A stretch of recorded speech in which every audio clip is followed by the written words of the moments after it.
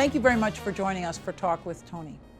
Our guests are Elizabeth Blasius, an architectural historian from Preservation Futures, and Pastor Kevin Ford from St. Paul Church of God in Christ. Let's begin with you. What brings you here, Pastor Ford? Madam President, it's an honor to be here with you today. Thank you for having us today.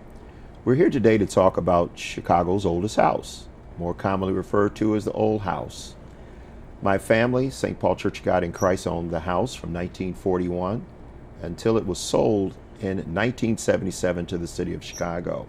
We're here today to talk about preservation and what my grandfather, Bishop Lewis Henry Ford, did to keep this most valuable asset of the city of Chicago in the housing stock. I'm excited to talk about the potential for the museum to the house and how that will affect generations to come and how it will affect the culture of the city of Chicago. All right, now this is the oldest house in the city. That's correct. And your family owned it for almost 4 decades. That's correct. Okay, all right. Now, Elizabeth, what brings you to our discussion today?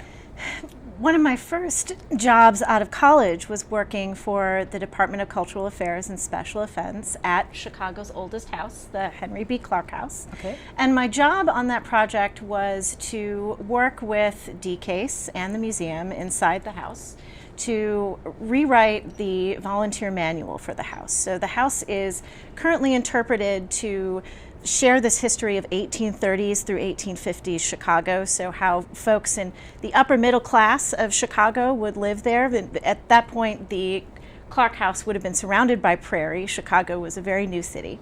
And what really struck me about that work wasn't this history of 1830s through 1850s Chicago.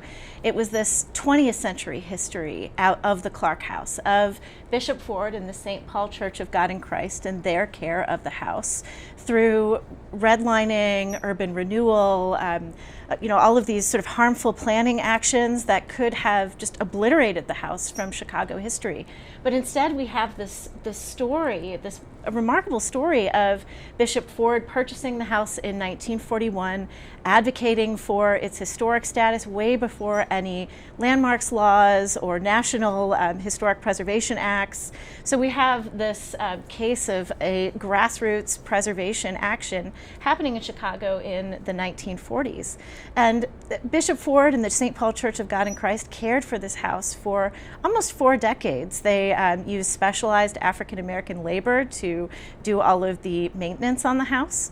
And that history really wasn't told in the museum interpretation. So that really stayed with me.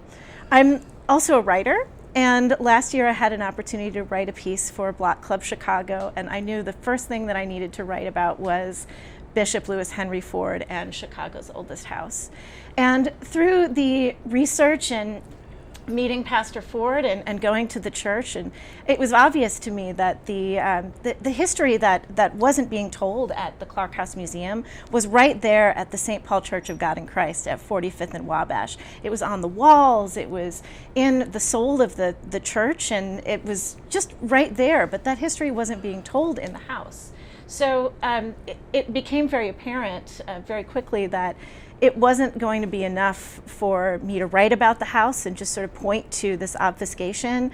We really felt like we needed to do something about it. So we pooled our resources and we got to work. Yes. All right, and exactly what have you been doing? We're bringing life to history. My grandfather, Bishop Lewis Henry Ford, lovingly called Father, didn't have a degree in architecture or preservation, but he had what they call motherhood, good common sense to take care of the property.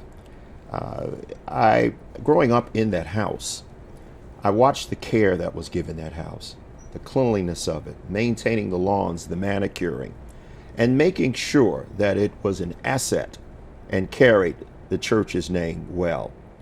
What are we doing now? Well, we're bringing light to the history that has been obfuscated. The St. Paul Church of God in Christ gave its all to maintain the home. It was sold to the city of Chicago with an understanding that inside of it, inside of the history of Chicago's oldest house, would be encapsulated the history of the African American diaspora as it reflected in the city of Chicago. That didn't happen. And so now we're here to correct that history so that the timeline of the house, predating its construction, through its construction, throughout the 1800s, and coming through the 1900s, and now into 2022, we want to fill in those parts of history that have been lost to the channels of time. You know, usually the preservation movement is pretty much considered a white folks' interest, right? So it's interesting that in this instance, not only did an African American religious leader and an African American congregation preserve an important part of our Chicago history, Yes. But once it came into the city's possession, that good work was obliterated. That's correct, Madam President, and that is the challenge. As we move forward, it is really imperative that the museum component, the planning of the museum, and all of the attributes that go along with the museum be preserved so that the accurate representation of Chicago's oldest house, which is a diamond when you look at the history of the city of Chicago. She withstood time, fires, the 1919 race wars. She saw the glory days in Chicago, and she saw some of the most horrible days. But through it all, an African American congregation under the leadership of my granddad stood to make sure that that house was a shining light on a hill. We're very grateful. Any final words, Elizabeth? I really feel like in Chicago we have a legacy of preservation that relates directly to African Americans and inheriting these older communities, these old synagogues, these vaudeville theaters, Yes. and caring for them, similarly to Chicago's oldest house, where there's this legacy of care and appreciation of history that really isn't told in terms of, you know, how we share preservation to Chicago. And we really can't be telling the story of preservation in Chicago or Chicago architecture without sharing that narrative. You know, this is Black History Month, and there are many ways in which the history of black folks in Chicago has been marginalized Yes. or obliterated, as I said earlier. But this is an example of restoration. Restoration not just simply of the house, but of the history as well, right?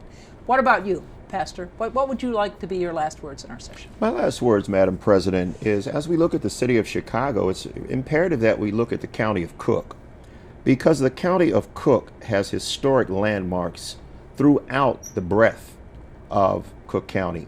When we look at the county building, even downtown here in Chicago, Oscar Dupree, and all of the great African American men and women that built structures throughout all of Cook County that helped to shape where we now stand. So I think that it's important during Black History Month that we incorporate all of the beautiful landmarks that are throughout all of Cook County and the city of Chicago. Thank you. Thank you both. Thank you, Pastor. Thank you, Elizabeth, for Thank joining you. us. We're very grateful. Thank you very much for joining us for this segment of Talk with Toni. Next up, our county archivist. Please stay tuned.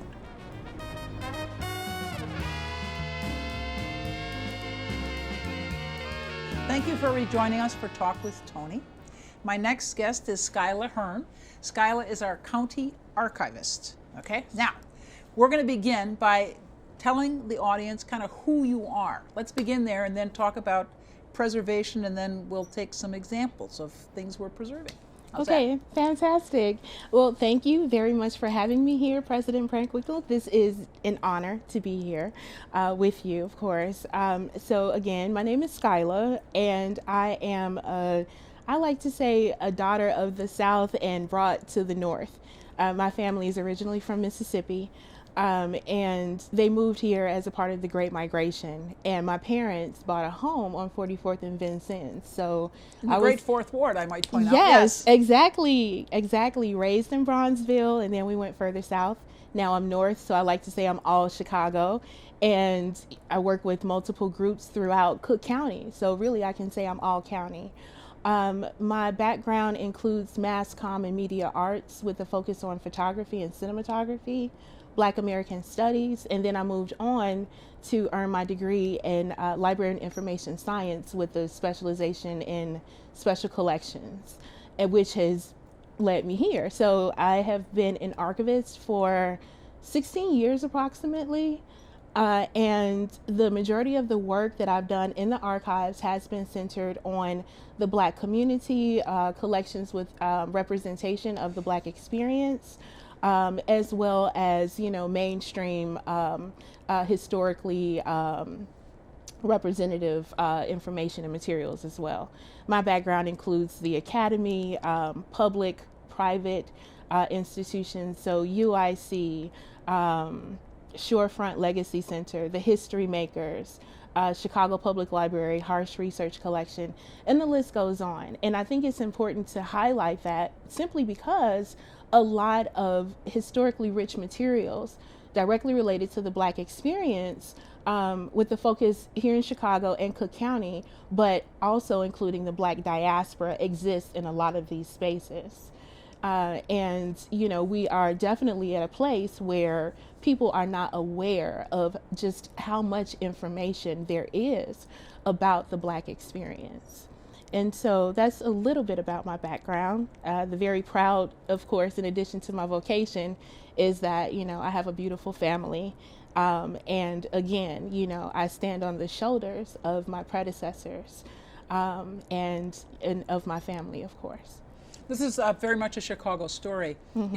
Black folks left the South, but people from different states went to different places. And actually, Mississippi, Arkansas, Louisiana, there are a lot of Black folks who came from those places to Chicago, partly because the railroads, went straight north and to Chicago. And Black folks from other parts of the country went to different cities, you know what I mean?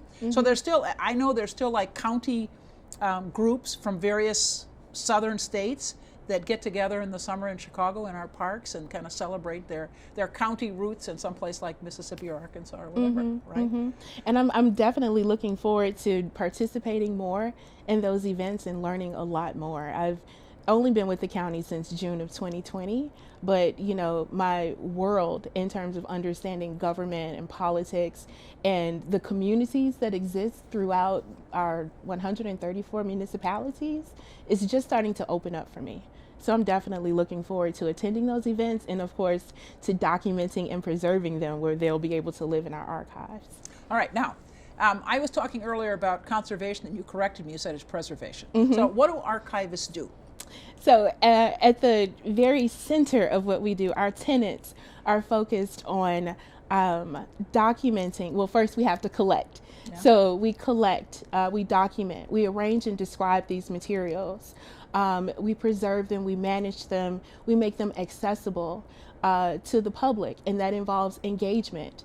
So those, again, are the very tenets of what we do as archivists. And of course, depending on the materials that we represent, the institutions that we work for, or if we're independent, then, that is directly related to the content of those materials. And so, as you mentioned, with conservation, we are looking at the aspect of, we're conserving the item. So we're trying to ensure that it maintains its physical state, which involves, science and chemicals and things of that nature. Not that we don't have that skill set, some of us do, I personally don't. But I do have a very strong skill set in preservation, which is ensuring that the environment that the archival materials are stored in are ones that are conducive to those materials. So we're thinking about things like light, dust, temperature, humidity. Exactly. We are prepared in terms of any aspect of disaster, and we're completely trained in all areas related to preservation, management, activation of these materials. Okay. All right. So that's kind of the universe of an archivist. There we go. All right. Now let's talk about the things that get preserved. You've got some of them here. I did. I brought them, and full disclosure, I'm a visionary, and so this position is an inaugural position, which to you, it's amazing that you and the Board of Commissioners we're thinking about preservation of Cook County archives and what that means and how important that is. And so with that being said, we in a sense are at the beginning stages of establishing our archives. We know that we have materials, but we have to think again about how I mentioned before, how to arrange and describe those materials and to provide access to them. And so, I say all that to let you know that, this is a mock sample of what it is that I will be bringing to the county as the county archivist, the manager of archives here. And so when you visit the archives, once the materials have been completely ordered, processed is what we call it, then, and I do this for a little bit for dramatic effect, but this is really what happens when you come into the archives. You won't be able to physically touch. I have to put on right, you gloves. have to put on your gloves after you check in. I know who you are, get your information, we have a conversation. I answer all of your questions and provide you what it is that you've requested from me. Then at that point, I bring you this box, and my dream is, of course, Cook County President Preckwinkle's collection, which will be hopefully hundreds and hundreds of boxes. And so, You've already got some. Well, yes, and I'm looking to get more. Okay. And so what will happen is that once we've arranged those materials, we describe them. And we put them in archivally sound and safe supplies materials. So these are acid-free folders. This is an acid-free box. This label, of course, will be affixed to the side, and it will be an acid-free label. Again, this is just mock. This is a sample. Right, and the purpose of being acid-free is? It decreases deterioration. Right. The majority of the things that we produce are from organic materials, so trees, Paper. of course. Exactly. And then there are other more sensitive materials that are included. Photographs, especially the older photographs, because the chemicals engage with each other and sometimes can just cross each other out. That's why we have photos that are fading, things of that nature. We want to preserve color that. photographs that you've got when you were a kid or something like that, and the colors aren't true anymore. Exactly, or very old, like daguerreotypes, silver gelatin prints, things of that nature, right? And we're able to preserve all of that. And so, and once you gift us your collection with all your wonderful photographs in them, they will be in similar housing, is what we call it. And then from there, we create what we call a finding aid, which pretty much is a concise document which helps to guide people through the actual archival collection. And again, this is mock. This is Dr. Burroughs. This is a real finding aid, but this will be Dr. Burroughs' finding aid, one of the many that exists with her collections, which she has at the DuSable Museum, of course, the Southside Community Arts Center, as well as the History Makers. So this is just an example. And this is what, our patrons who visit the Cook County Archives would have to look forward to when they engage with our archival materials. Okay, so it's kind of, for those who are old enough, it's like a card file, right? I mean, this is a document you can go to tell you what's in our archives. Exactly, Okay. Exactly. And thank you for putting the gloves on. So if you would like to, actually, I can push this box over and you can pull some things out, because the materials that are in here really are going to be one of our archival collections here at Cook County, Okay. which will later be accessible. And this is one of the collections that's generated from the secretary to the board, Okay. Related to some of the work that our last secretary to the board, Matthew De Leon, generated as a part of his employment here with the county. So Right, and the just if you're secretary of the board is curious. responsible for putting together the agendas for the board meetings and preserving documents related to the actions taken by the board and so on. Exactly. And then the other part to that I did not mention is that our office, this new office, Cook County Historic Archives and Records Office, is one of the 2 units that is in the secretary to the board's office. The other is legislation, of course. And so these materials are real archival materials. And they will be, as I said, a part of an archival collection, which will be accessible at a later date. Okay, so I'll pull one thing out here. It says, County and Forest Preserve District board-related materials from 1960 to 1965. Okay. So 60 years ago, huh?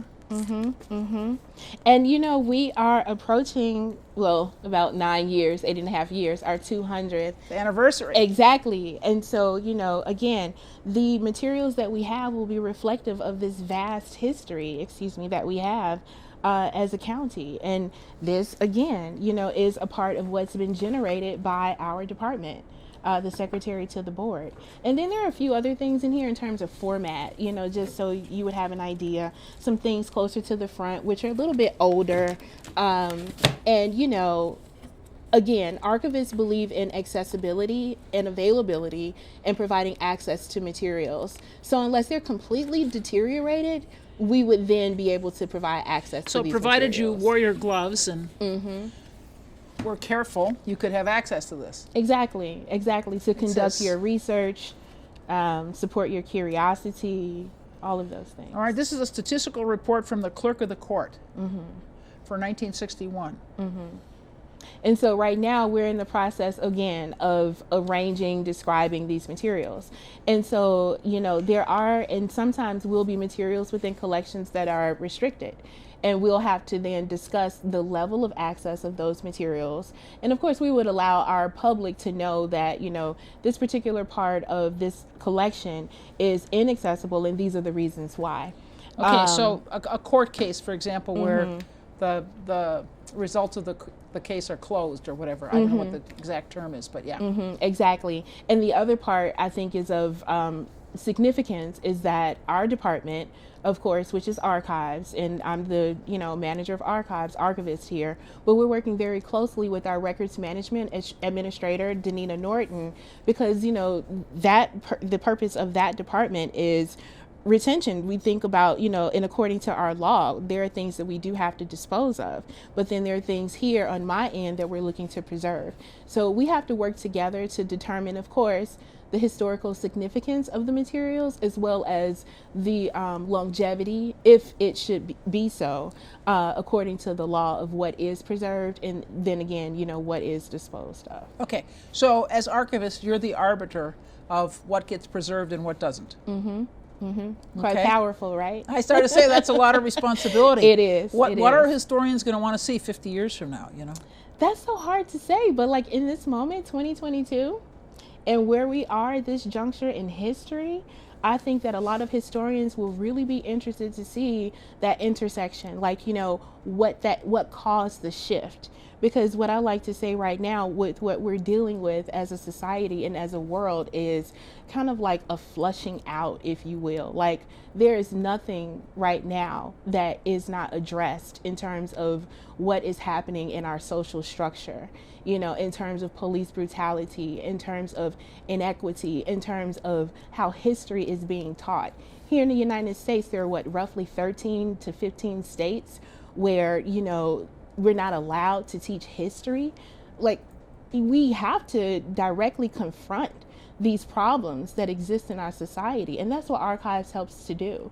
It helps us to be able to maybe not necessarily right the wrong, but I would like to say right the wrong through evidence, because there's really no way that you can refute hard evidence. And archives are primary source materials.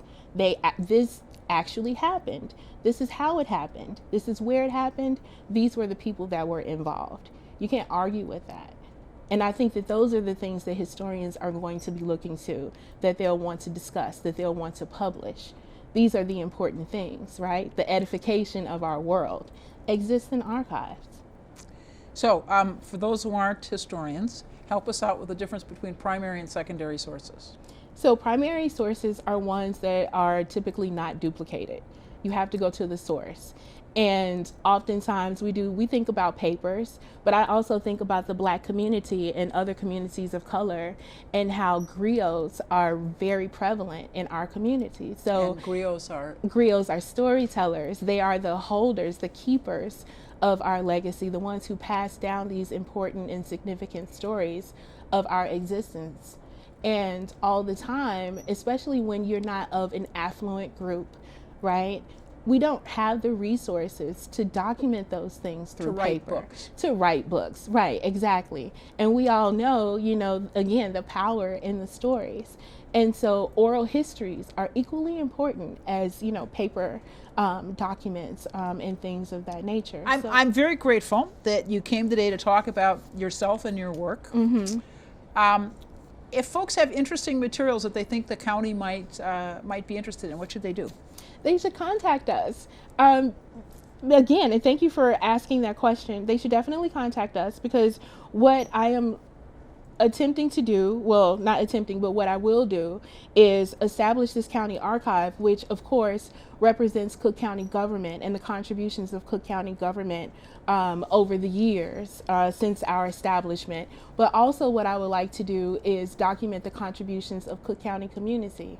And what that entails is accepting collections from our residents that speak to not only their contributions in Cook County, but it also speaks to the larger story, our overarching history as a county. And so they can contact us directly through we have a direct number, as well as through our email address. I do understand that the digital divide is real. So, if folks want to call us up on the phone, that's fine. And our office is at 118 North Clark.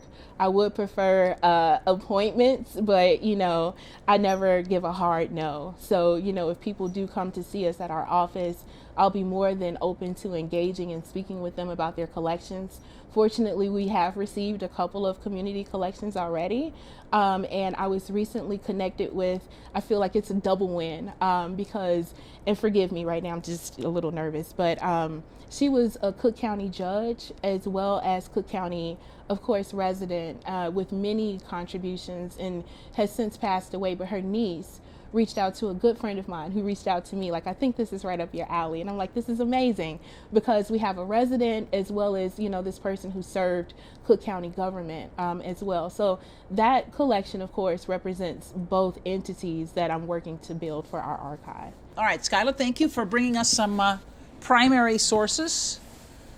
I'm very grateful and grateful for your good work as our archivist. Thank you. Thank you so much. Sure. Thank you again for joining us for Talk with Toni.